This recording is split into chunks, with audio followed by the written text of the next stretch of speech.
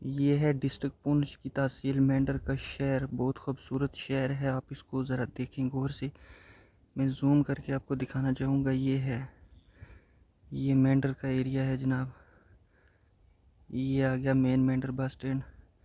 ये वाला जो है ये मेंढर बस स्टैंड है। ये टॉप से ली गई वीडियो है। इसको थोड़ा जूम कर देते हैं, छोटा कर देते हैं, आपको अच्छा दिखेगा। ये है मेंढर का व्यू कुछ ऐसा। आज धूप बहुत है, मौसम आज जो है गर्म है बहुत ज़्यादा, और गर्मी इतनी है कि चलने में बहुत ज़्यादा पसीना आ रहा है। सर्दियों का मौसम अब तो भाग ही गया।